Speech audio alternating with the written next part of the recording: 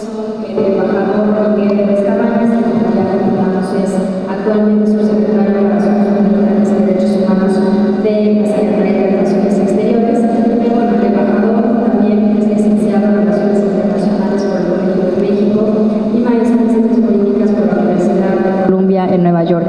Es diplomático de carrera e ingresó al Servicio Exterior Mexicano en 1979.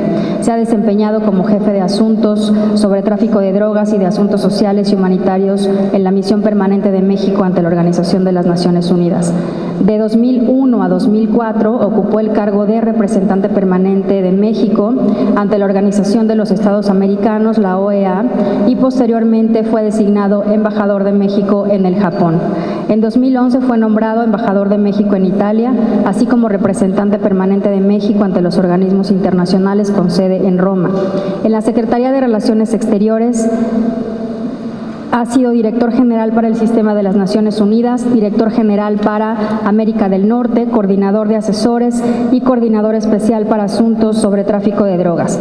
En el ámbito académico ha sido profesor de Relaciones Internacionales y Política Exterior en la Universidad Iberoamericana, el Colegio de Defensa Nacional y el Instituto Tecnológico Autónomo de México. Le damos la bienvenida nuevamente al embajador Ruiz Cabañas y nuestra segunda panelista será la embajadora Olga Pellicer. Ella es actualmente profesora del Departamento de Estudios Internacionales del Instituto Tecnológico Autónomo de México, el ITAM, y ha tenido, por supuesto, una larga carrera como académica y diplomática. Fue directora del Instituto Matías Romero de Estudios Diplomáticos, docente en el Colegio de México, el Centro de Investigación y Docencia Económicas, el CIDE, y la UNAM. Cuenta con una licenciatura en Relaciones Internacionales por la UNAM y con una maestría en Relaciones Internacionales por el Instituto de Altos Estudios Internacionales de la Universidad de Ginebra.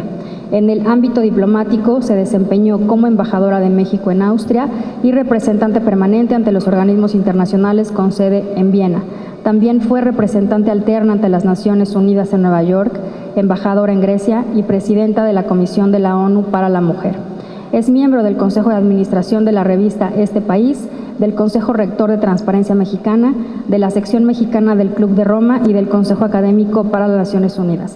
Es articulista de la revista Proceso y tengo que decir que además también siempre en estos años hemos contado con el acompañamiento, el apoyo, el consejo de la embajadora Pellicer en todos los trabajos que hemos realizado desde la comisión.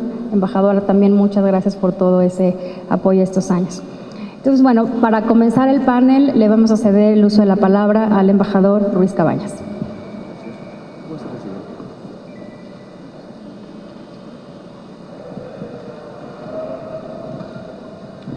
Muchas gracias, senadora. Yo voy a hablar sobre el tema que nos ocupa, la importancia del multilateralismo hoy, y básicamente le voy a decir 7 puntos y luego trataré de darles algunas conclusiones.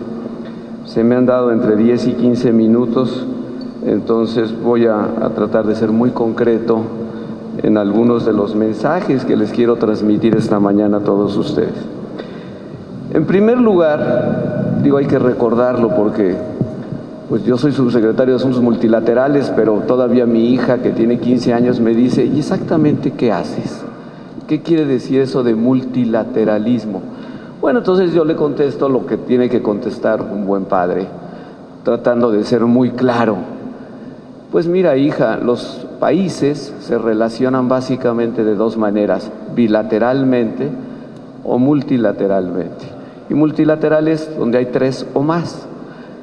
Hoy en el mundo realmente hemos identificado el multilateralismo como aquellas asociaciones de estados, básicamente Naciones Unidas y sus organismos especializados, donde estamos todos los estados, los 193 miembros de la comunidad internacional.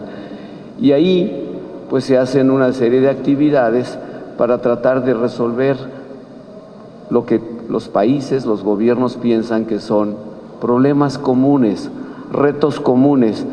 Los estados somos muy egoístas. Si podemos resolverlo internamente, lo resolvemos y no lo llevamos al ámbito internacional. Si lo podemos resolver bilateralmente, lo hacemos bilateralmente. Si lo podemos hacer regionalmente, lo hacemos regionalmente. Pero hay temas muy importantes que no pueden ser resueltos a ninguno de los niveles anteriores, solo se pueden resolver a nivel internacional, multilateral, porque son retos comunes. Y esos retos son aquellos donde ningún Estado, ninguno, ni los más poderosos, ni los que se creen superpoderosos, pueden resolver por sí solos. Se necesita la cooperación entre todos los estados, por lo menos para plantear soluciones viables, factibles a la solución de esos problemas. ¿Como cuáles? Pues obviamente el ejemplo favorito de los últimos años es el cambio climático, toda la agenda que tiene que ver con desarrollo sostenible, pero siguen estando ahí los temas que realmente formaron o fueron la causa principal de formar a las Naciones Unidas, que son todos los temas de paz y seguridad internacionales, el desarme nuclear, el desarme en general, las operaciones de mantenimiento de la paz y lo que ahora estamos llamando paz sostenible, que es básicamente aplicar el enfoque de que es mejor prevenir que lamentar y tener que hacer operaciones de mantenimiento de la paz porque ya el conflicto estalló. Y obviamente, y está desde que se fundaron las Naciones Unidas, pues toda esta agenda internacional de los derechos humanos, que es una agenda nacional, pero también es una agenda internacional, porque así lo convenimos en 1945 cuando se hizo la Carta de la ONU, de que los derechos humanos era también, además de ser un asunto fundamental de responsabilidad de cada Estado, también había una dimensión internacional en la promoción y protección de los derechos humanos. El multilateralismo, y este es mi punto 2, está para resolver problemas comunes, pero pues no hay que olvidarlo, está sobre todo para crear condiciones hacia un mundo más estable, más pacífico, un mundo más incluyente. Hoy en la Agenda 2030 decimos, donde nadie quede atrás, donde ninguna persona sea excluida de los beneficios del desarrollo o sus derechos humanos no sean protegidos. El multilateralismo es cooperación entre estados, pero no solo entre estados. El multilateralismo ha evolucionado enormemente en las últimas 2 décadas y hoy es un multilateralismo que incluye, desde luego, a muchos actores no estatales, las organizaciones de la sociedad civil de todo tipo, el sector privado, los expertos, los académicos, los medios, los grupos organizados de la sociedad que de alguna manera quieren influir en el tratamiento de las agendas internacionales. Yo tengo como tesis, y la comparto, en las últimas 2 décadas, hasta hace 1 año y medio o 2, el multilateralismo tuvo triunfos indudables, triunfos como la Agenda 2030, triunfos como el Acuerdo de París para combatir el cambio climático, triunfos en el área de la biodiversidad, financiamiento al desarrollo.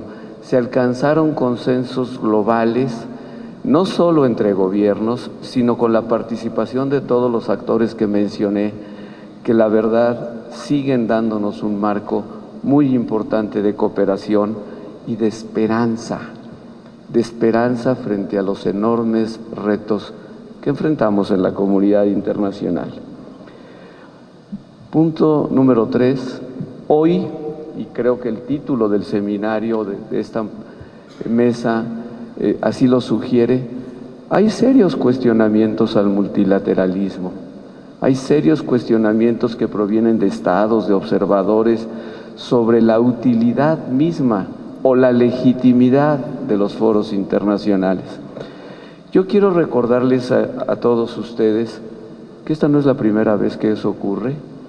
Aquí la embajadora Olga Pellicer y el embajador Claude Heller pues ya les podrán decir cómo vivimos, el embajador Julio Garro del Perú, cómo vivimos en los años 80 lo que llamábamos la crisis del multilateralismo, que era originada, algunas causas eran similares, pero donde también se puso básicamente en cuestión cómo funcionaba la Asamblea General de las Naciones Unidas, porque eran años en que las mayorías automáticas de los países en desarrollo imponían en las votaciones una serie de resoluciones a algunos países desarrollados, sobre todo a un país desarrollado que un día dijo, ya basta, no me gusta cómo es este juego, no me gusta que me impongan resoluciones por votaciones de mayoría masiva, y empezó a cuestionar. Esto ocurrió en los años 80, cuando el presidente Reagan era el presidente de los Estados Unidos.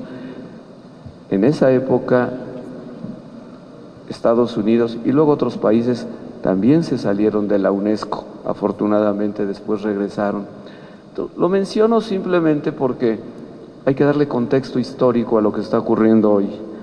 Ya hubo una crisis del multilateralismo y la mejor noticia es que fue superada. Entonces, si hay crisis hoy, hay que tener confianza en que va a ser superada. ¿Cuáles son las causas del cuestionamiento? Y este es mi punto 4 para los que están siguiendo la presentación. ¿Cuáles son las causas del cuestionamiento del multilateralismo? A mi modo de ver, están ligadas a dos cosas. Están ligadas, en primer lugar, al malestar que produjo la gran crisis financiera internacional del año 2008 y 2009, que tuvo efectos enormes en las clases medias de los países desarrollados, no solo, pero principalmente, creó un malestar. No se han recuperado las tasas de crecimiento económico previas a esa gran crisis financiera internacional, y este malestar se expresó en un rechazo creciente a la globalización, y ese rechazo creciente a la globalización ha sido identificado en los últimos años como rechazo a los organismos internacionales, como rechazo a la actividad de organismos internacionales, porque se les identifica, no sé si justamente, creo que no, con la globalización misma. Obviamente no es así, pero esa es una causa importantísima del cuestionamiento de los organismos internacionales. Hay que reconocer que hay otras. ¿Hay ineficiencias en los organismos internacionales? Hombre, por supuesto que sí, pues es una creación humana y ninguna creación humana es perfecta. Los organismos internacionales, y esto lo decíamos mucho en los 80s y creo que lo podemos repetir hoy, son fiel reflejo del estado de la cooperación y de la comunidad internacional, y eso sigue siendo válido hoy. Por lo tanto, hay tendencias en muchos organismos internacionales a la ineficiencia, programas a veces mal dirigidos y simplemente expectativas que no se cumplen, ya sea por parte de los estados o por algunos de los otros actores que antes mencioné. Sin embargo, hoy la crisis más importante está del lado del vacío. Hay un vacío y se llama un vacío de liderazgo. Lo que hoy falta y está faltando en Naciones Unidas, no del secretario general de la ONU, afortunadamente tenemos un gran secretario general de la ONU, pero al retirarse algunos países, al no seguir comprometidos en la acción multilateral, pues naturalmente se crea un vacío. Y ese vacío, según la doctrina política clásica, es inmediatamente llenado por alguien, no necesariamente. Hoy, los vacíos que se han creado por falta de liderazgo de algunos de los actores más importantes no necesariamente se están llenando. Lo que está ocurriendo es más bien que este vacío crea incertidumbre sobre cuáles son los siguientes pasos o acciones o cómo va a continuar la estrategia de la cooperación internacional. Yo espero, confío y propondré al final de mi presentación que haya actores que poco a poco se decidan a llenar esos vacíos. La cooperación internacional, igual que la democracia, igual que todos los procesos sociales importantes, requiere sobre todo de liderazgo. Liderazgo político de las personas, liderazgo de los países, liderazgo en la sociedad civil. Necesitamos sobre todo reemplazar estos vacíos que se han creado por nacionalismos excluyentes, liderazgos claros que estén dispuestos a asumir los costos que tiene ser el líder en la cooperación internacional en los campos más variados. 5, y esto siempre lo digo con mucho orgullo, y yo sé que mis colegas en la Cancillería lo compartimos, es un legítimo timbre de orgullo que tenemos. México siempre ha sido un activo promotor del multilateralismo, siempre nos hemos tomado muy en serio nuestro papel de miembros de las Naciones Unidas y otros organismos internacionales, y por qué no decirlo, imaginación nunca nos ha faltado. Siempre hemos estado proponiendo cosas nuevas, nuevos enfoques. Algunas veces nos gusta vernos como puentes de entendimiento entre los países, otras veces nos gusta simplemente ser los iniciadores de iniciativas que eventualmente han tenido éxito. Por ejemplo, desde nuestro punto de vista, pues la reciente adopción del Tratado de Prohibición Completa de las Armas Nucleares. Como dijo la senadora Rojas, algo que se veía tan quijotesco, pues ya ocurrió. Y México, como una tradición de 70 años, estuvo entre los países que promovió activamente la prohibición de las armas nucleares. ¿Por qué somos así? La verdad es que yo me lo he preguntado muchas veces, y desde luego no es cuestión genética, es una cuestión de la posición internacional de México, geoestratégica, geopolítica y de nuestra historia. México, para defender sus intereses nacionales, necesita a los foros internacionales. México, para promover su desarrollo, necesita los foros internacionales. México, para promover y producir cambios que necesitamos dentro de México, necesitamos promover los derechos humanos. Por eso siempre hemos sido promotores del multilateralismo en sus más variadas formas, y lo seguiremos siendo. No tengo la menor duda de que este gobierno y los próximos que vengan serán siempre defensores importantes del multilateralismo. ¿Qué es lo que ha cambiado en nuestro multilateralismo en los últimos años? Ha cambiado, yo diría, 3 cosas. En primer lugar, México no está ubicado hoy en un bloque de países. No somos parte del grupo de los 77, pero esto nos da flexibilidad para promover fórmulas de entendimiento entre el mundo desarrollado y los mundos en desarrollo. 2, ahora somos muy activos en el área de paz y seguridad internacionales, que por muchos años no fuimos. Hemos vuelto a las operaciones de mantenimiento de la paz, no lo hacíamos desde los años 40. Estamos más presentes en el Consejo de Seguridad de la ONU y estamos desarrollando o tratando de contribuir al desarrollo de nuevos conceptos sobre paz sostenible, basados en el dicho tan obvio de que es mejor prevenir que lamentar. Y 3, hemos asumido, y lo acaba de decir ayer el presidente de la República, México mantendrá total apertura al escrutinio internacional en materia de derechos humanos. Mantenemos eso porque es parte de la democracia mexicana, es parte de nuestros instrumentos para desarrollar una mejor promoción y protección de los derechos humanos en nuestro país. Estamos a favor definitivamente de la reforma propuesta por el secretario Antonio Gutiérrez, la reforma administrativa, estructuras y procedimientos dentro de la ONU para que funcione mejor.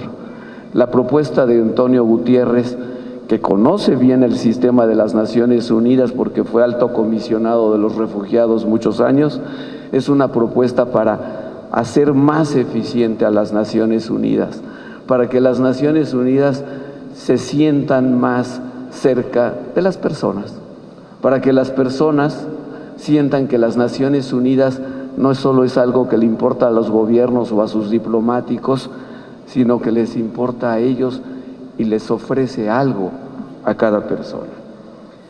Queremos un multilateralismo incluyente. ¿Cuáles son nuestras prioridades? Y con esto termino. Nuestras prioridades ya las dijo ayer el presidente de la República en su discurso con todos los miembros del Servicio Exterior y también las ha mencionado en estos días el canciller Luis Videgaray Caso. Queremos, prioridad número 1, un pacto global sobre migración que fije reglas claras, normas claras sobre cómo enfrentar el tema de las migraciones internacionales. Más, desde luego, basado en los derechos humanos de los migrantes, pero que vaya mucho más allá. Lo que queremos, claro que lo queremos, es un enfoque distinto. Queremos que la gente, todos, en todos lados, dejen de tener una etiqueta negativa sobre la migración y veamos que la migración es uno de los más importantes dinamos de la economía internacional. El 3% de la población actual del mundo son migrantes y, según algunos estudios, esos migrantes producen casi el 8% del PIB mundial, de modo que la contribución económica de los migrantes a la economía mundial es enorme. Entonces tenemos que buscar cómo hacer que las migraciones sean seguras, regulares y ordenadas. Tenemos que desalentar totalmente la migración irregular y tenemos que proteger los derechos de los estados y de los migrantes. En segundo lugar, México hará este año una acción más decidida a favor de los derechos humanos en toda la gama, porque queremos seguir promoviendo el cambio interno, nos queremos comprometer más. En tercer lugar, y esta es una iniciativa que la verdad me da mucho gusto compartir, estamos comprometidos con el tema de los efectos, los impactos de las tecnologías exponenciales. ¿Qué son las tecnologías exponenciales? La robotización, la automatización y la inteligencia artificial. Todo lo que están provocando estas tecnologías, créanme, va a ser mucho más profundo que incluso que el cambio climático. ¿Por qué? Porque tiene efectos fantásticos que hacen posible pensar en que se alcancen los objetivos del desarrollo sostenible, pero también tienen efectos de corto, mediano, largo plazo verdaderamente disruptivos de los mercados laborales del mundo. Cambian la cultura, incluso son un reto, como lo dijo el canciller hace poco, es un reto existencial a la manera en que los seres humanos nos concebimos, por todo lo que implica la robotización o la inteligencia artificial. Estamos muy contentos de que este tema ya está inscrito en la Asamblea General de la ONU y México sí es el principal promotor de la democratización, si así se me permite decir, de este tema. La ONU tiene la obligación de recolectar la información, analizarla y diseminarla, para que todos los estados y todas las sociedades por lo menos estén bien enteradas de los enormes cambios que implica la inteligencia artificial. Tenemos otras prioridades, una muy importante que no quiero dejar de mencionar, la implementación de la Agenda 2030. Este país, este gobierno, ya hizo de la Agenda 2030 un compromiso de Estado. Ya se cambió la ley en México para que de aquí al año 2030 todos los gobiernos, todos, tengan que tomar en consideración como criterio fundamental en el presupuesto los objetivos de la Agenda 2030. Eso nos da una perspectiva de largo plazo de desarrollo sostenible, donde no estemos inventando cada año nuevas fórmulas. Hay una Agenda 2030, corresponde a los intereses de México y creo yo de la comunidad internacional. Con esto terminaría mi presentación. Disculpe usted, señora senadora, si me extendí un poco más. Cada vez que me piden hablar del multilateralismo puedo hablar horas y horas y horas, y no lo haré. Muchas gracias por su atención.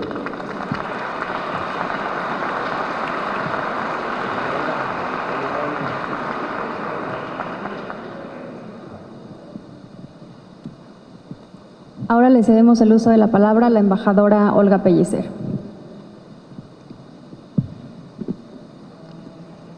Muchas gracias, me siento muy honrada de estar en este evento y me siento un poco confundida de cuál puede ser el papel de una diplomática ya retirada desde hace varios años de la función diplomática y que volvió, porque así había empezado, a la función académica. Y el mundo académico siempre tiene ciertos problemas cuando tiene que saber dónde se coloca al hacer análisis de cuestiones internacionales que necesariamente están relacionados con cuestiones políticas y de política exterior, pero también de política interna.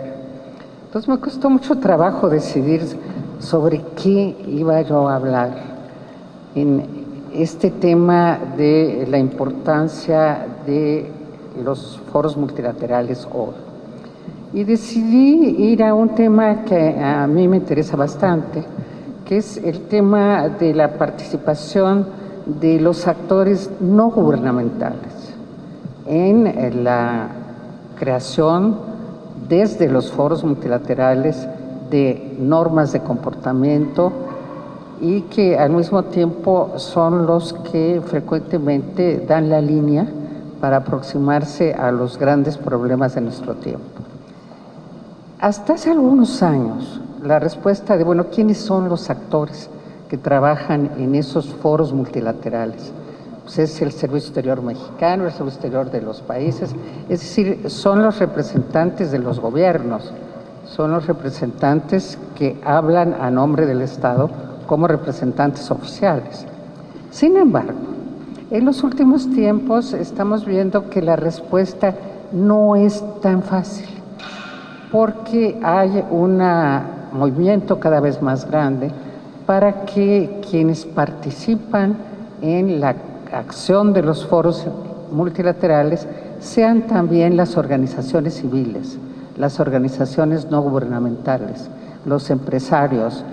Es decir, estamos viendo que no son únicamente los gobiernos los que hablan ahí, sino que cada vez se pide un espacio mayor para las organizaciones no gubernamentales.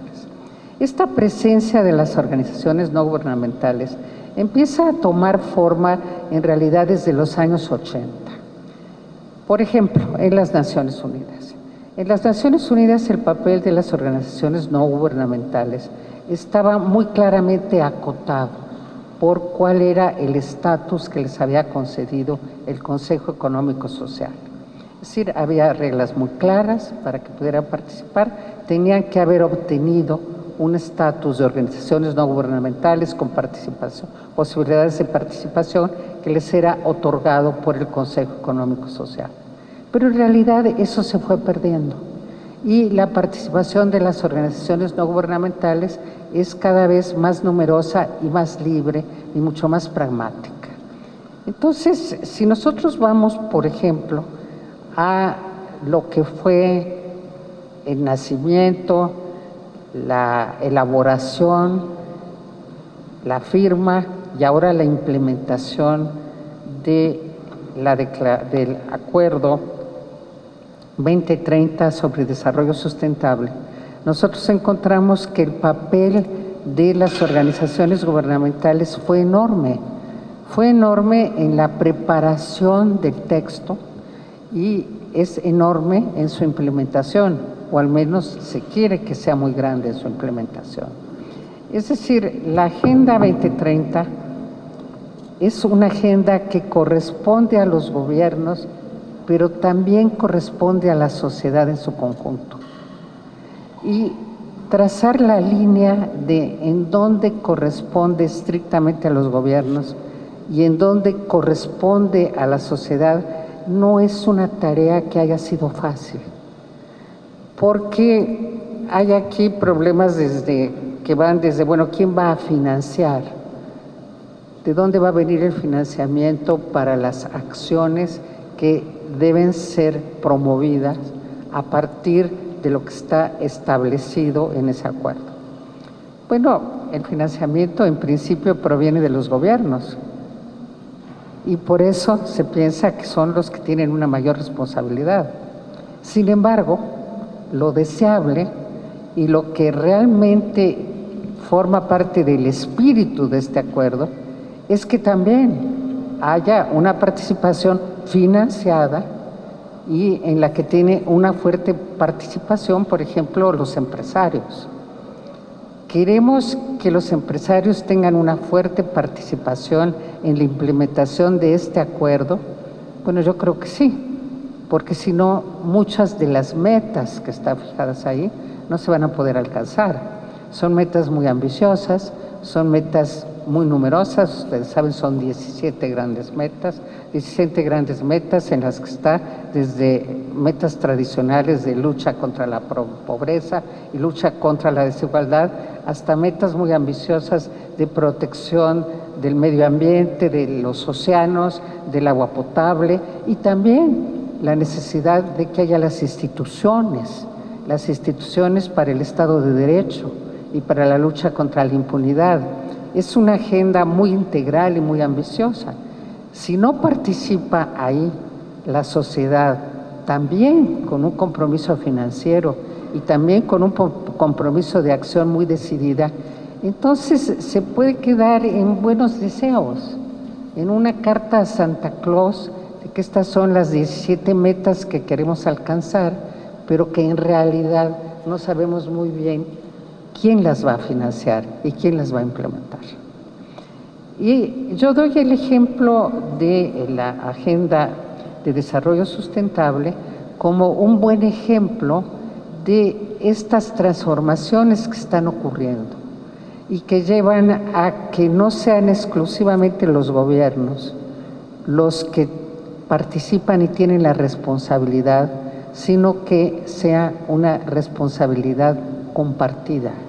Y cuando hablamos de responsabilidades compartidas, estamos hablando mucho más que de declaraciones de buenas intenciones, sino que estamos hablando de dar pasos adelante que hagan realidad la llamada responsabilidad compartida.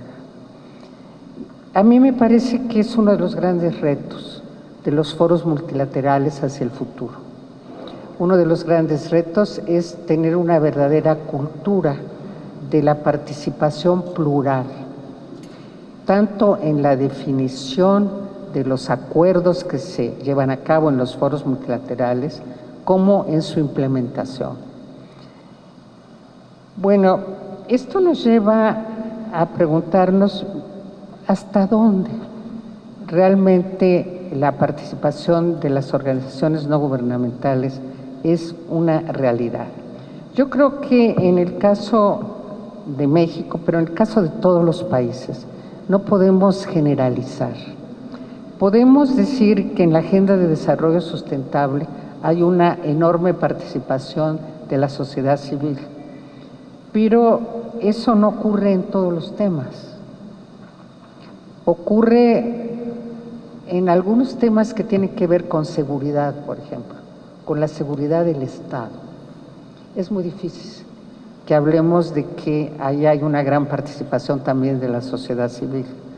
En realidad, si somos realistas y pensamos en quién negoció, por ejemplo, el acuerdo sobre el programa nuclear de Irán, un acuerdo muy importante que ahorita está en duda debido a la posición de Estados Unidos, pero ¿quiénes lo negociaron? Pues lo negociaron los gobiernos. Hay temas en donde es muy difícil afirmar que hay también participación de las ONGs. Pero hay otros temas, como es, por ejemplo, el tema de los derechos humanos, en donde si no hay participación de las ONGs, hay dudas sobre cuál es realmente la dimensión del compromiso en derechos humanos que se está tomando. Acordémonos que los derechos humanos tienen que ver, entre otras cosas, con cómo defenderse de las agresiones que pueden sufrir los individuos por parte de los gobiernos. De eso se trata, entre otras cosas, la defensa de los derechos humanos, de poder acotar la acción del gobierno frente a los individuos.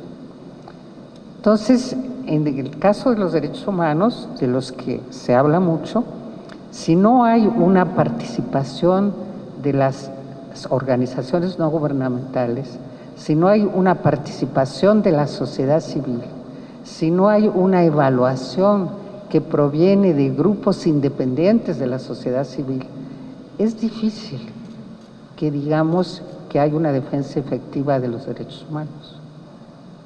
Y, sin embargo, es en el terreno de los derechos humanos, por ejemplo, donde no es fácil que haya consenso entre las organizaciones no gubernamentales y los gobiernos.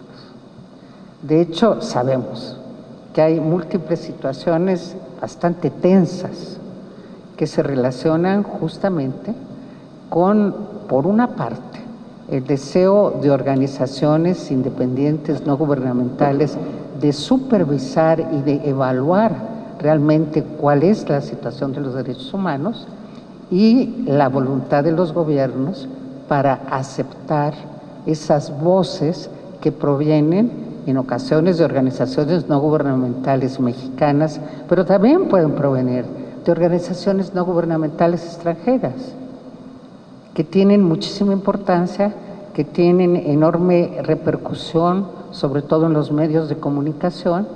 Entonces tenemos medios de comunicación internacionales en los que la mirada sobre lo que está aconteciendo en materia de derechos humanos al interior de los países, pues no necesariamente ni fácilmente se concilia con la que tiene el gobierno.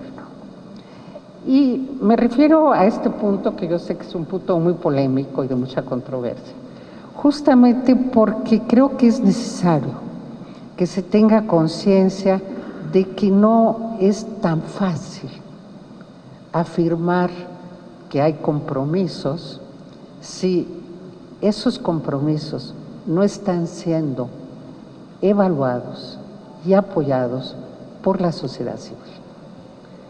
Y creo que no solo en México, sino en todo el mundo, estamos atravesando momentos en que esta relación no es una relación fácil y en la que el esfuerzo tiene que ir en la dirección de poder llegar a consensos y poder llegar a acuerdos y poder llegar a entendimientos y sobre todo a diálogos muy abiertos entre la sociedad civil y los gobiernos sobre ciertos temas. Uno de esos temas es el de los derechos humanos.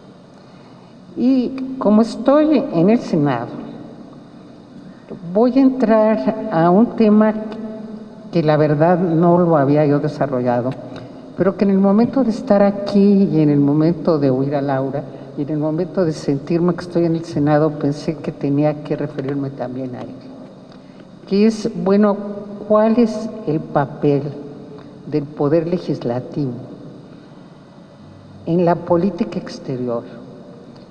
Desde un punto de vista formal y tradicional, la política exterior le corresponde al Poder Ejecutivo.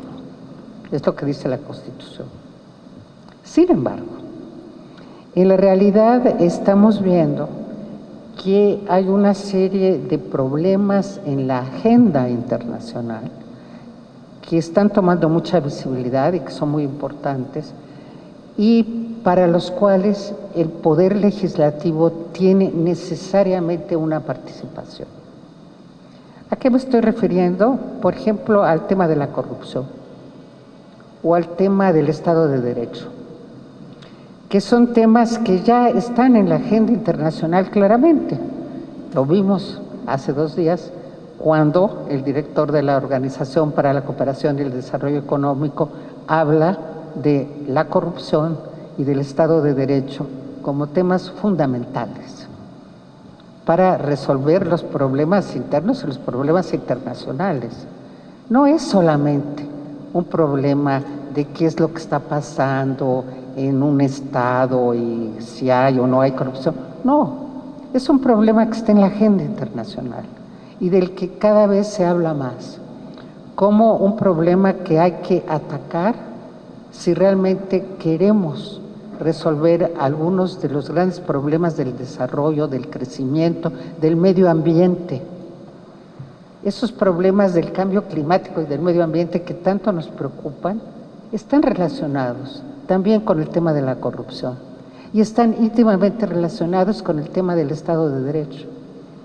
Y cuando lo vemos desde esa perspectiva, y reitero, no lo estoy diciendo únicamente como una académica, creo que en los medios internacionales de Naciones Unidas, de la Organización para la Cooperación y el Desarrollo Económico, etcétera, estamos viendo ya cómo se está interrelacionando tanto lo que se haga respecto a estos temas para que sea posible que, por ejemplo, las metas de la Agenda de Desarrollo Sustentable se puedan cumplir. Y de hecho, la Agenda de Desarrollo Sustentable tiene también un capítulo sobre instituciones que tienen que ver con transparencia y con corrupción y con Estado de Derecho.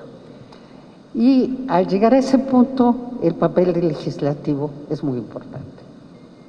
Porque si el poder legislativo no lleva a cabo aquellas funciones que le corresponden para que, por ejemplo, la lucha contra la corrupción pueda ser una realidad, entonces temas de la agenda internacional que están tomando muchísima visibilidad no se van a poder cumplir, esas metas no se van a alcanzar. Entonces, ya que estoy en el Senado, sí considero necesario el transmitir la preocupación por el papel del Senado para que se cumplan metas del Acuerdo de Desarrollo Sustentable. Hay muchas tareas pendientes, hay muchas tareas que hubiésemos deseado ver que se habían cumplido y que, sin embargo, vemos que el tiempo está avanzando, que llegamos a momentos que internamente van a ser complicados y difíciles, y algunas de esas tareas pues están pendientes, y en la medida en que están pendientes, compromisos internacionales de México y de compromisos que ha asumido el mundo no se van a poder alcanzar. Era una parte, repito, que no tenía yo muy desarrollada.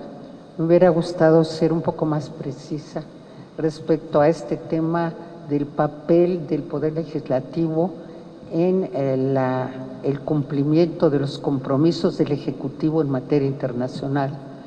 Pero sentí necesario dejar el mensaje, sobre todo después que oí a mis antecesores, que oí a Laura, que oí a Miguel, que sé que algunos de estos temas son polémicos y son difíciles, pero creo que son estas oportunidades de tener estos diálogos abiertos y democráticos en los que se deben poner sobre la mesa ciertas preocupaciones ciudadanas que también estamos tratando de dilucidar con mayor cuidado y con mayor claridad y con mayor profesionalismo quizá en los foros académicos en el cual hoy me encuentro.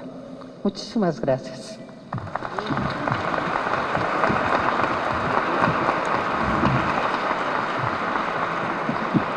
Por supuesto, muchas gracias a la embajadora Olga Pellicer por su brillante exposición en este tema de la importancia del multilateralismo hoy. Y bien, saludamos y damos la bienvenida al presidente de la mesa directiva del Senado de la República, el senador Ernesto Cordero Arroyo. Senador, tiene la palabra.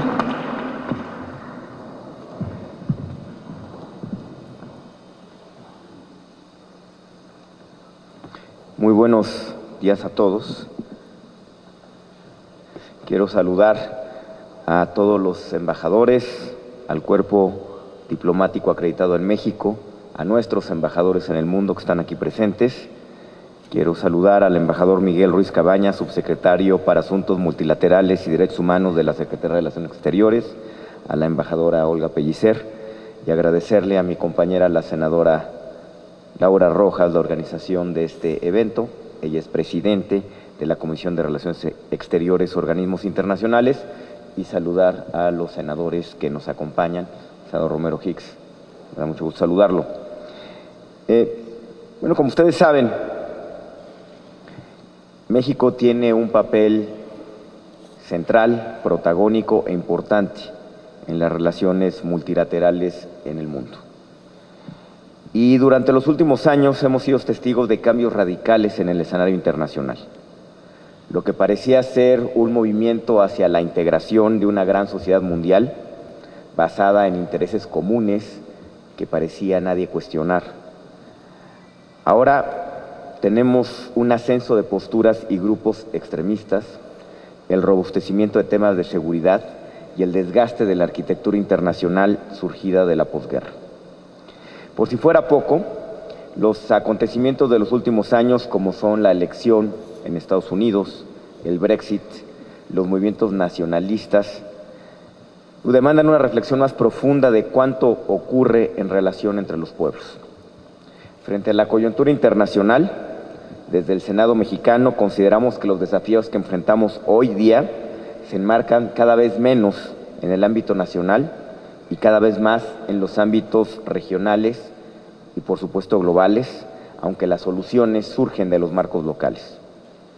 Es por ello que considero que uno de los temas más importantes que enfrentamos en la agenda multilateral son los procesos electorales de este año. En primer lugar, viviremos una de las jornadas electorales más grandes en nuestro país.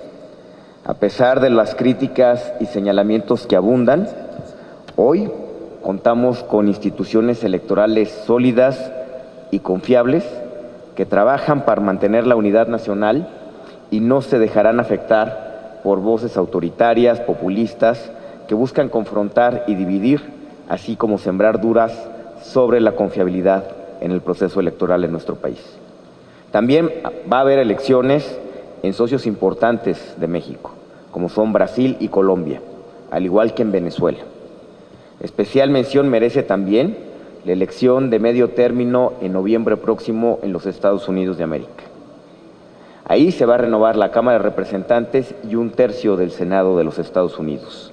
Es una gran oportunidad para que nuestros amigos y vecinos modifiquen el rumbo que se ha conducido este país en los últimos 11 meses y claramente vuelvan y regresen a construir la región de Norteamérica con un futuro compartido con México y con Canadá.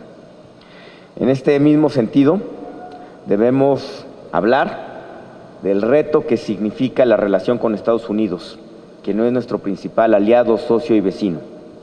El tránsito que tiene en este momento nos exige garantizar la promoción de nuestros intereses y proteger a nuestra comunidad mexicana ante la reconfiguración que se está llevando a cabo en la relación bilateral.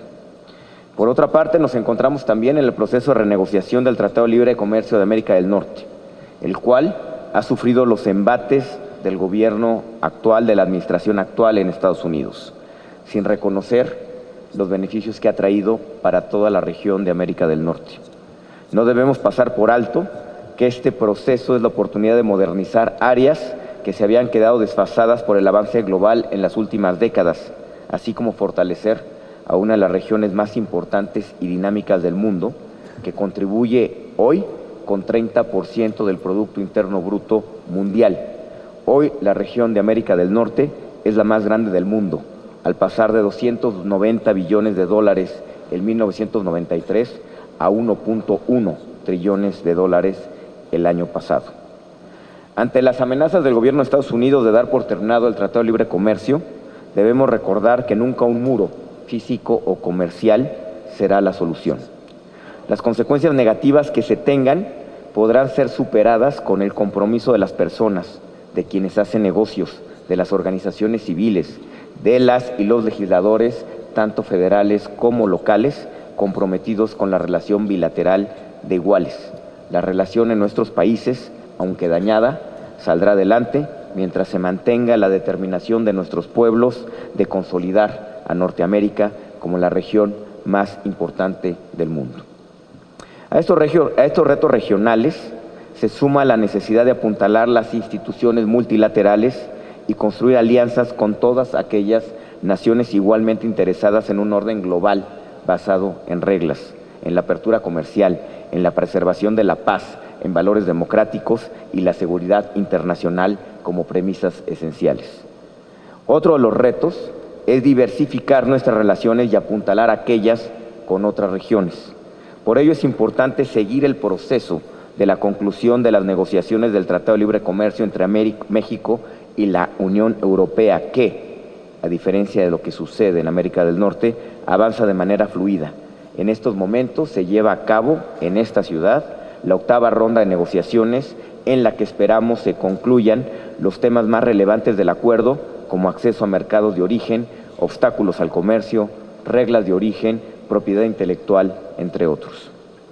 Un tema muy relevante es el relativo a la Alianza del Pacífico, el acuerdo más exitoso actualmente en la región, para el cual es necesario intensificar las negociaciones con los estados asociados, Canadá, Australia, Singapur y Nueva Zelanda, y lograr su total adhesión al acuerdo, para con ello aumentar el potencial del mismo en todos los ámbitos.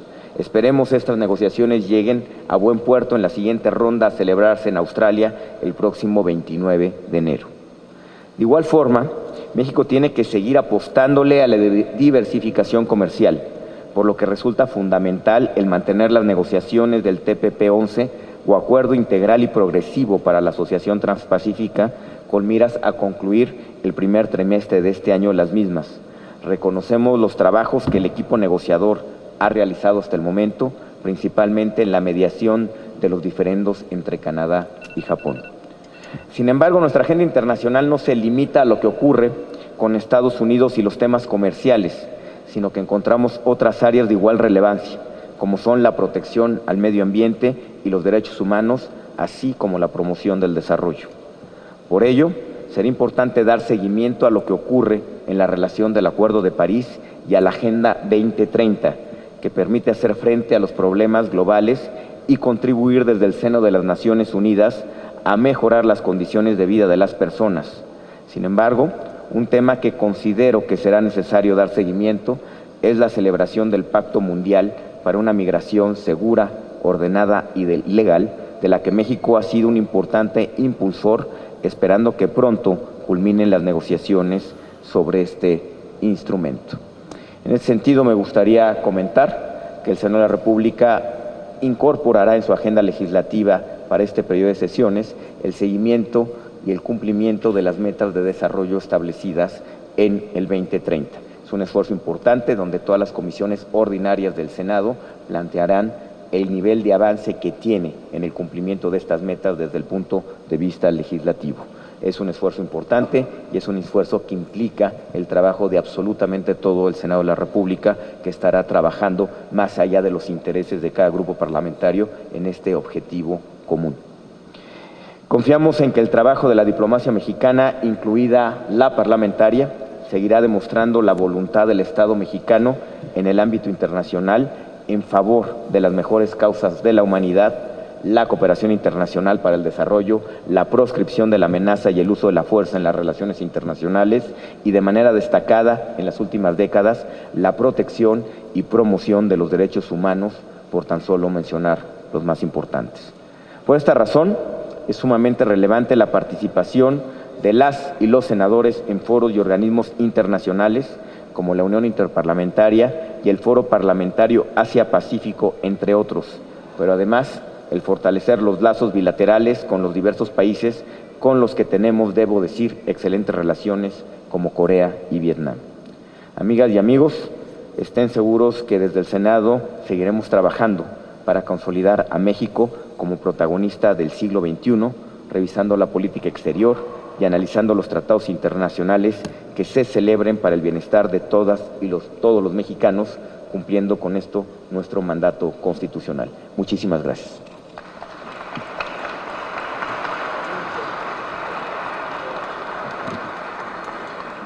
Muchas gracias al presidente del Senado de la República por su mensaje. Bien, antes de continuar los trabajos, queremos pedirle a nuestro presidium sean tan amable de ponerse de pie para llevar a cabo la fotografía conmemorativa de este evento. Senadora, termina primero el panel, cerramos el panel. Bueno, antes cerramos el panel y tiene la palabra la senadora Laura Rojas Hernández. Sí, muchísimas gracias. Yo, a petición de los panelistas, vamos a tener algunos minutos para retomar algunas preguntas del público. Van a ser pocas porque no queremos retrasar el programa. Varios de nuestros embajadores tienen que tomar aviones para regresar a sus sedes y entonces les pedimos su comprensión para no retrasar mucho el programa.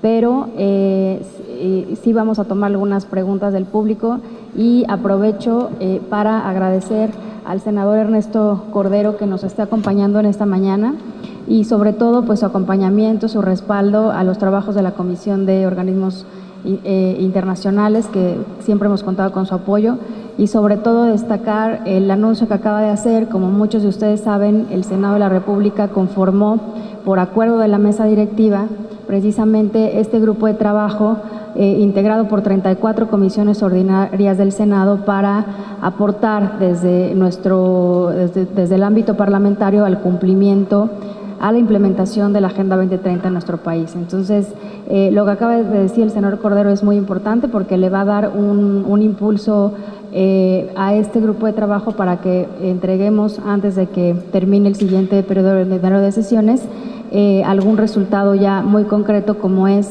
el diagnóstico de necesidades de reformas legislativas para la implementación de los acuerdos. Muchas gracias, senador Cordero. Y bueno, ahora sí, pues si le parece, embajador, embajadora, podemos tomar unas 3 preguntas del público y cerraríamos este panel para continuar con nuestro programa. Sí, las 3 preguntas seguidas. Buenos días, mi nombre es Farid, estudiante del ITAM. Sobre la incorporación de la Agenda 2030, Hernández Licona ya dijo que se deben de priorizar los objetivos porque abarcar los 17 es imposible. Entonces, a mí me gustaría saber, ya sea de la perspectiva de la Cancillería o del Senado, de la Academia, cuáles de estos 17 objetivos, que si se desglosan son más de 100, son los prioritarios en la agenda. Gracias.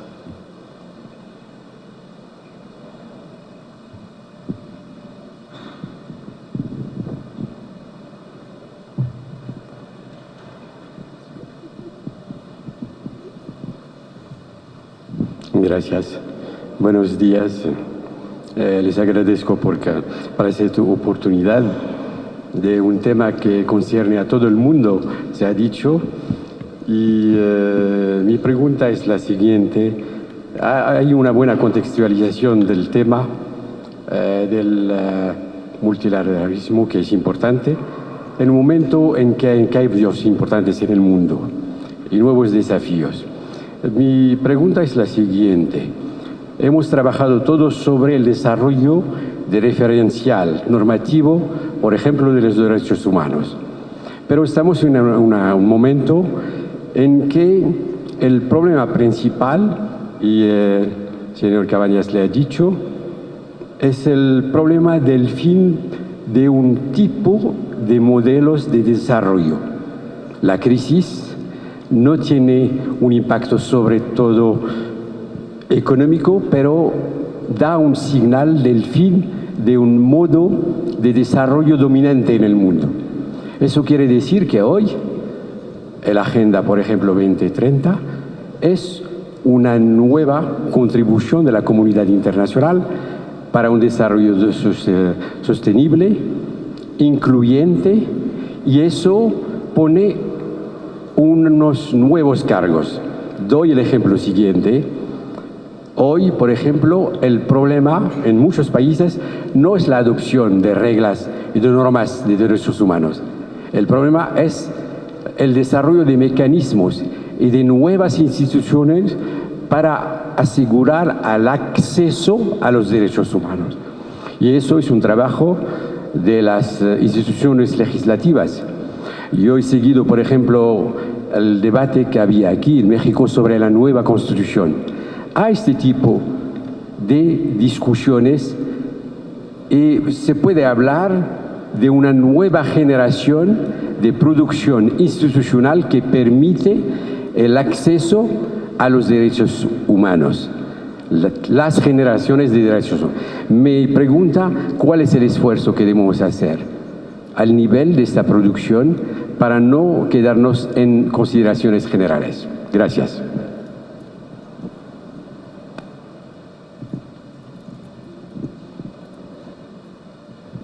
Muchas gracias. Buenos días a todos. Me parece que más como anotación y si se quiere hacer un comentario, me parece que dentro de la agenda multilateral de México, como prioridad justamente en esta visión de ampliación de los derechos humanos, tal vez en el caso de los nuevos derechos, por ejemplo, de la persona en el ámbito digital, la entrada de México al convenio 108, que ya va muy avanzada y entiendo ya fue aprobado por el Consejo de Ministros de este mecanismo del Consejo de Europa, podría ser un buen paso.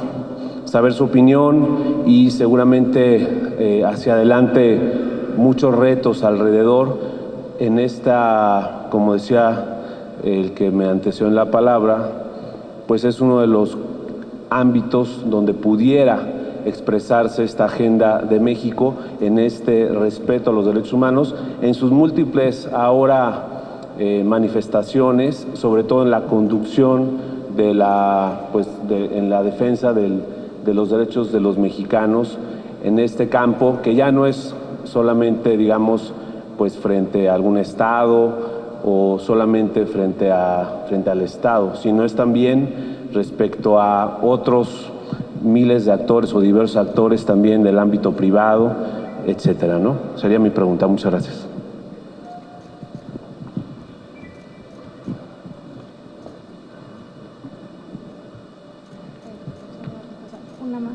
Una más por acá. Sí, ya.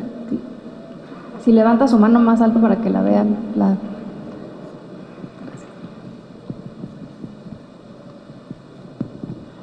Hola, soy Adriana Sletz Ortega, buenos días, de la Universidad Autónoma de Puebla y la MEI. ¿Qué significa una paz sostenible para un México en contexto de violencia?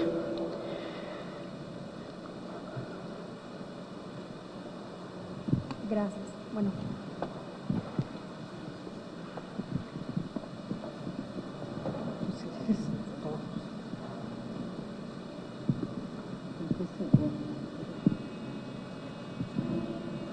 Muchas gracias por sus preguntas. Nuestro estudiante del ITAM. La Agenda 2030 tiene 17 objetivos, 169 metas. La idea es que se apliquen integralmente. Obviamente, por las diferencias en el nivel de desarrollo de cada país, algunos países pues van a priorizar en aquellos temas donde tienen todavía algunas insuficiencias. Decirle, por ejemplo, a un país, puede decir Holanda, que acabe con el hambre, pues no tiene mucho sentido porque en Holanda simplemente no hay hambre, ¿no? Entonces, pero la filosofía es que sea integral.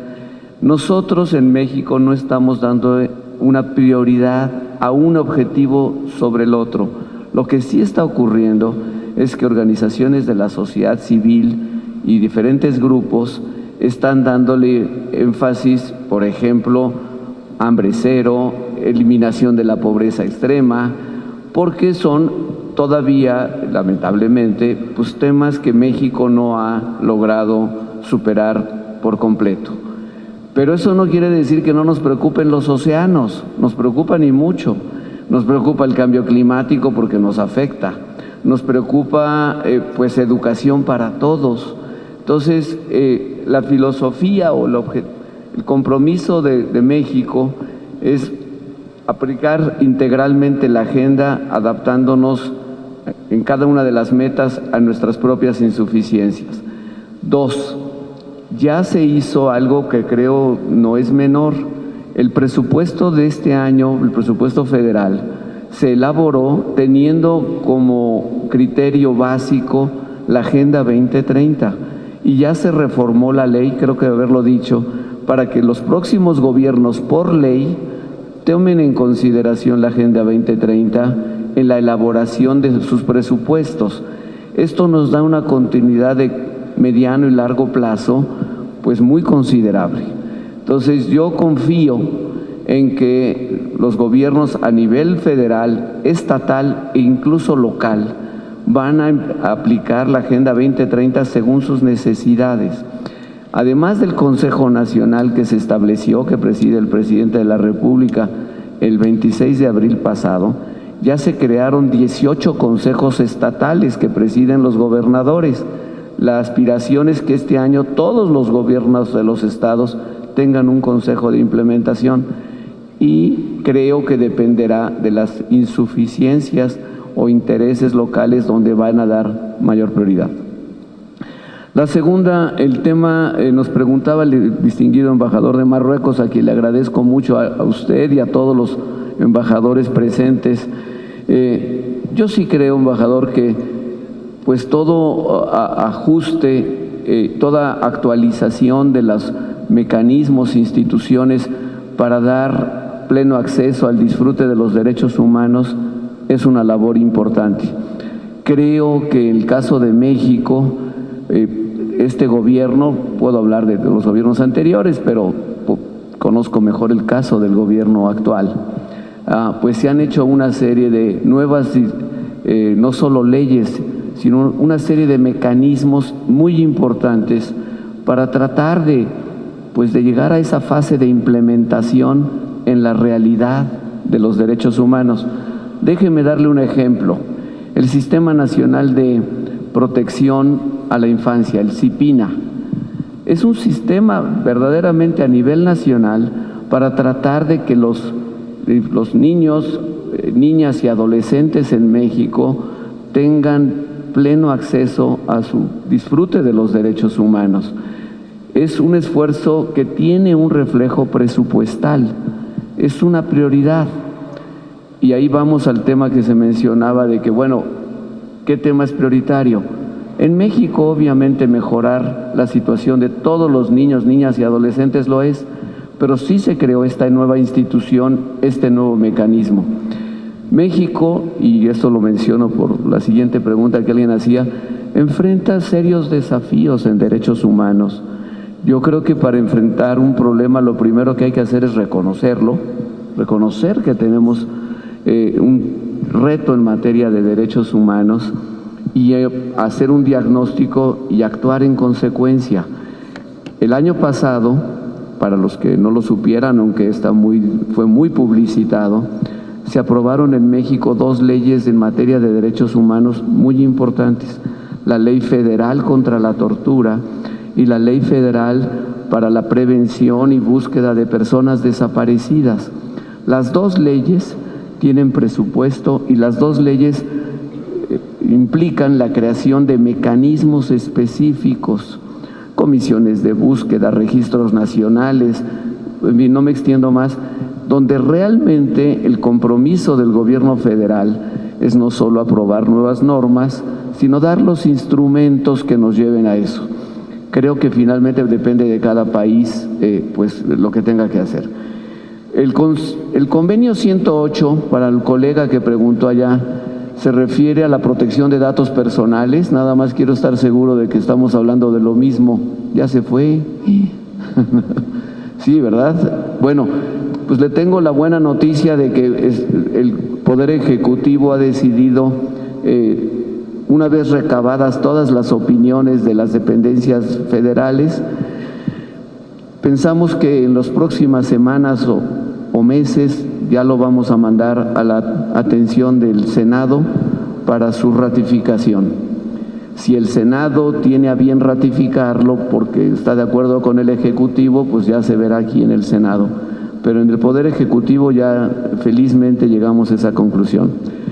Por último, me pregunta usted, mire, claro que sí, pero su pregunta implica muchas cosas.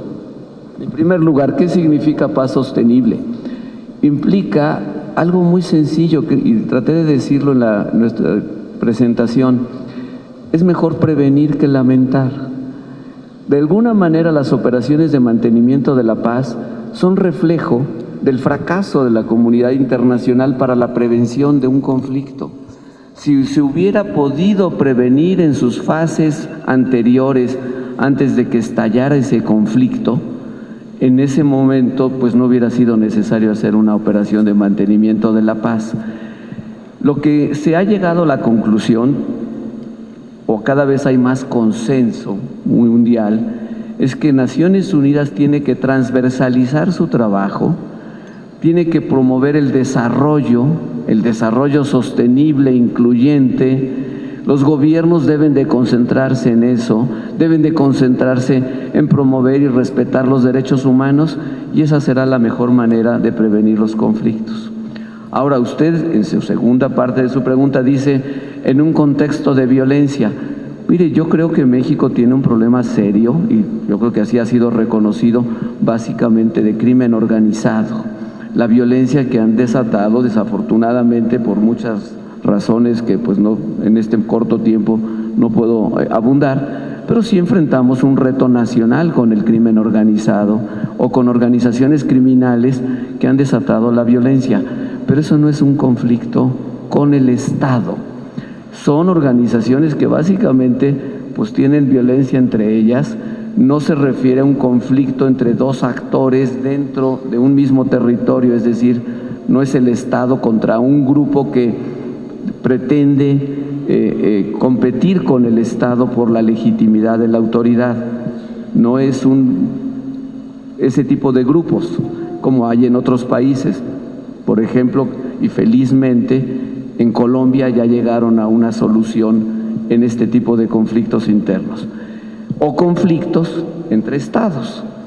Entonces, a eso se refiere el concepto de paz sostenible.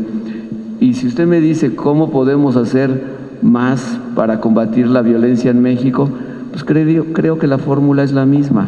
Tenemos que hacer mucho más prevención, tenemos que tener un sistema nacional de seguridad pública, federal, más robusto, y desde luego un esfuerzo coordinado entre la Federación y todos los estados para proteger más y mejor los derechos humanos. Esa sería mi respuesta.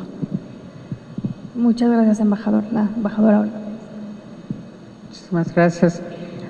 Bueno, advierto que la mayoría de las preguntas se refirieron al tema del Acuerdo sobre Desarrollo Sustentable, lo que transmite, creo muy bien, esta preocupación que hay por saber, en primer lugar, qué significa exactamente, pero sobre todo, cómo podemos implementarlo.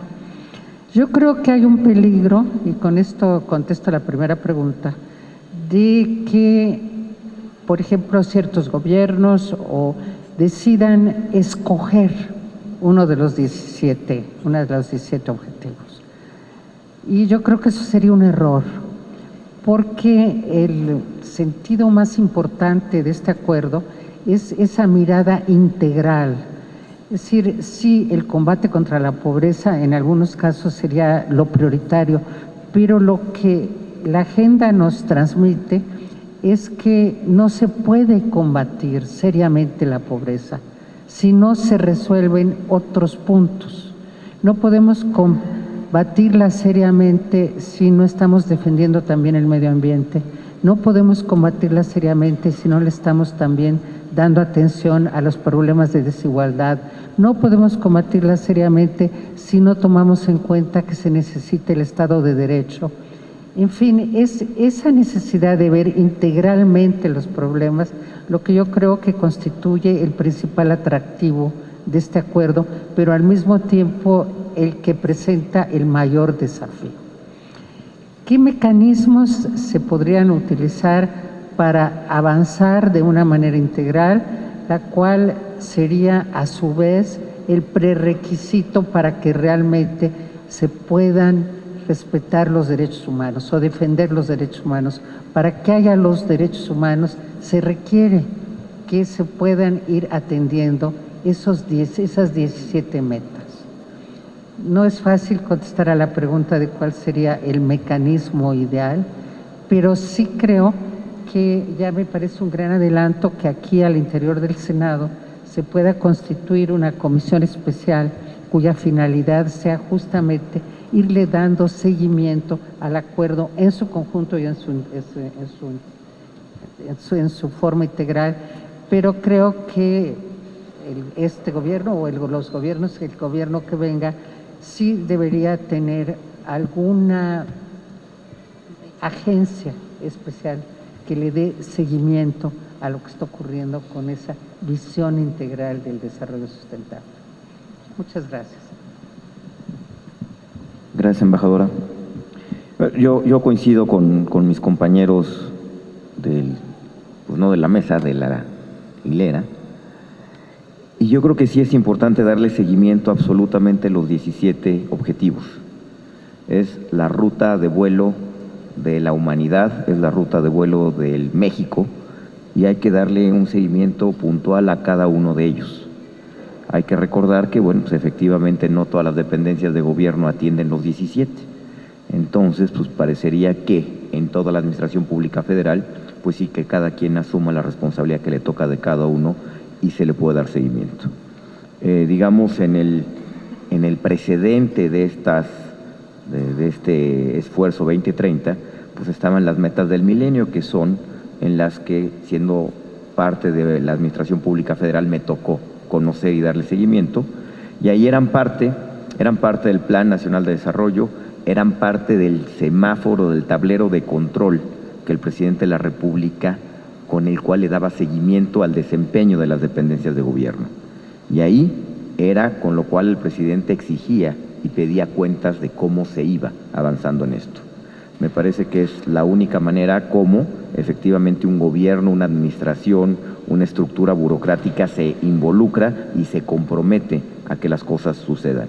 Estoy seguro que este gobierno lo hace de igual manera, no me atrevo a asegurarlo porque no lo sé, pero estoy seguro que lo hace. Todas estas mesas forman parte. Y además sirve el tener claras las 17, ayuda, como lo menciona la embajadora, ahora sí que no irse con la finta de las cosas. Porque si únicamente tienes, por ejemplo, como meta la reducción de la pobreza, tu único objetivo es la reducción de la pobreza, pues desde la mera definición de pobreza se empieza la complejidad del asunto. Pero si tú tienes como meta la reducción de la pobreza, pero además tienes como meta disminuir la mortalidad materna, disminuir la mortalidad infantil, aumentar la talla de los niños, disminuir las enfermedades infecciosas, cobertura educativa, calidad educativa, provisión y acceso a servicios públicos, agua potable, pues entonces como que el mapa ya empieza a ser más preciso y más claro y te puedes dar cuenta efectivamente dónde no estás generando prosperidad y desarrollo en México y en comunidades específicas. Entonces yo creo que son bien importantes, y el esfuerzo que se hace en el Senado, nosotros también tenemos que contribuir con lo que nos toca, más que es lo que en el Senado se hizo, fue un esfuerzo integral para que todo el Senado se involucrara en esto.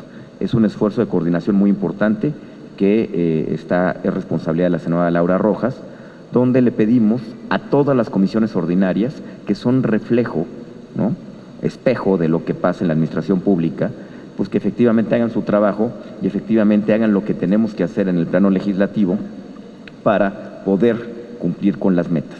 Y ahí, pues como todo, pues hay una gran variedad de avances. En algunos casos tenemos avances muy notables y en otros, la verdad, pues tenemos mucho que hacer, y por eso antes de irnos queremos hacer un esfuerzo. Y hay objetivos de todo tipo, objetivos que implican hacer modificaciones legislativas, por ejemplo, en el objetivo 8, que es promover el crecimiento sostenido, donde pues sí hay muchas cosas de modificación legal que tenemos que hacer, y hay otras donde pues vamos rezagados, que tiene que ver, por ejemplo, el objetivo 16, que dice crear instituciones eficaces y responsables e inclusivas a todos los niveles, y eso pasa por hacer nombramientos que tenemos pendientes en el Senado de la República. Entonces sí, para nosotros es central tener una visión panorámica y global de todas las metas y tratar de cumplir todas en la mejor medida posible. Únicamente para terminar, pues un tema que a mí me pareció muy interesante, sin ser un experto en la materia, pero me tocó vivirlo, como lo menciona el embajador de Marruecos, y aquí está mi compañero el senador Romero Hicks. Nos tocó la elaboración de la Constitución de la Ciudad de México, y fue un debate bien interesante, y sobre todo para los que no somos expertos en esto, porque pues traía una carta de derechos muy amplia, muy precisa, y el debate fue pues si era necesario incorporar con tanta puntualidad y de manera tan explícita todos y cada uno de estos derechos. Y parte del debate era también, bueno, pues si era, pues entendía que era una carta de buenas intenciones, era aspiracional, era algo que cualquier sociedad debe de aspirar y debe luchar por eso, pero si era sensato poner tantos, inclusive si se necesitaba cuantificar, si era sensato pues una relación tan explícita de eso. Y el debate, la verdad, fue muy interesante, y yo creo que al final de cuentas acabamos acercándonos a una posición común, al menos en ese ejercicio, que fue que era importante de poner de manera explícita a lo que aspira un pueblo, a lo que aspira una sociedad en defensa de los derechos humanos, aunque claramente pues no todos se pueden cumplir en la misma manera y con el mismo nivel de avance. Y fue así que, a pesar de que se hizo una modificación muy importante a principios de este siglo en términos de derechos humanos en la Constitución de nuestro país, pues se decidió ampliar esa Carta de Derechos en la Constitución de la Ciudad de México, entendiendo y dándole y privilegiando que eso era aspiracional y que toda sociedad que aspira a vivir en libertad necesita tener claro hacia dónde vamos y tratar de cumplir con esos derechos. No terminaré aquí, senador. Muy bien. Pues muchísimas gracias a nuestros 3 panelistas, porque se incorporó al panel el senador Cordero. Muchísimas gracias. Y sin más, vamos a dar paso al siguiente panel. Muchas gracias también a todos ustedes por estar aquí.